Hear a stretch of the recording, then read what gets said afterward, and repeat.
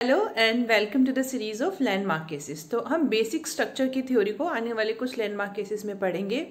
तो पहला केस जो शुरू होता है वो Shankari Prasad Singh Deo versus union of India and state of Bihar and others 1951 यहाँ से शुरू होता है। केस का बैकग्राउंड ये है कि 1951 में आते आते क्या हुआ था, अलग अलग स्टेट्स में, मेनली उत्तर प्रदेश, बिहार, मध्य प्रदेश, यहाँ पर जमींदारी अबोलिशन एक्ट बने थे। अब जमींदारी अबोलिशन है यानी जमींदारी खत्म हो रही है, तो जो जमींदार थे जिनसे जमीन ली जा रही थी और टेनेंट्स को दी जा रही थी, तो उन्हें प्रॉब्लम शुरू हुई।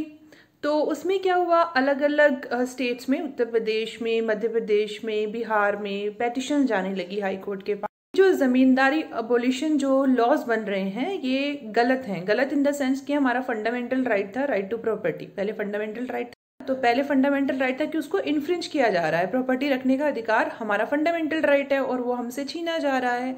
तो उसी से रिगार्डिंग क्या हुआ, अलग अलग जमींदार कोर्ट में जाके रिट लगाने लगे कि ये हमारे फंडामेंटल राइट को इन्फ्रिंज किया जा रहा है, हमसे हमारी जमींदारी छीन करके। क्या हुआ, इलाहाबाद हाई कोर्ट ने और नागपुर हाई कोर्ट ने इन्होंने कहा कि जो लॉज बन रहे हैं जमींदारी अबोलिशन के, उन्हें अपहेल्ड किया, मतलब वो वैलिड है, इनवैलिड नहीं है।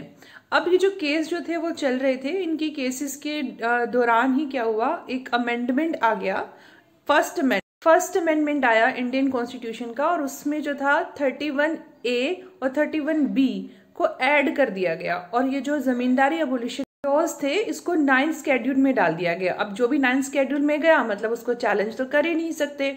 तो अब क्या हुआ, शंकरी प्रसाद देव ने क्या किया, शंकरी प्रसाद देव ने फर्स्ट अमेंडमेंट को, ध्यान रखिएगा, फर्स्ट अमेंडमेंट को चैलेंज किया कि जो फर्स्ट अमेंडमेंट में जो ये जो चेंजेस हुए हैं, आर्टिकल 31A लाया गया है, इसको इनवैलिड किया जाए। क्यों किया जाए, कह रहे थे कि 31A जो है वो कहता है कि गवर्नमेंट प्रॉपर्टी रख सकती है, किसी भी व्यक्ति से ले सकती है, तो कह रहे राइट टू प्रॉपर्टी को छीन रहे हैं। फिर आर्टिकल 13 की बात हुई कि आर्टिकल 13 कहता है कि पार्लियामेंट कोई ऐसा कानून नहीं बनाएगी जो फंडामेंटल राइट्स को लेता हो। जो आर्टिकल 368 यानी अमेंडमेंट का हवाला देते हुए कि जो फर्स्ट अमेंडमेंट हुआ है क्या वो करा जा सकता है कि नहीं, तो शंकर प्रसाद देव का ये कहना था कि जो फर्स्ट अमेंडमेंट है इसको इनवैलिड कर दिया जाए।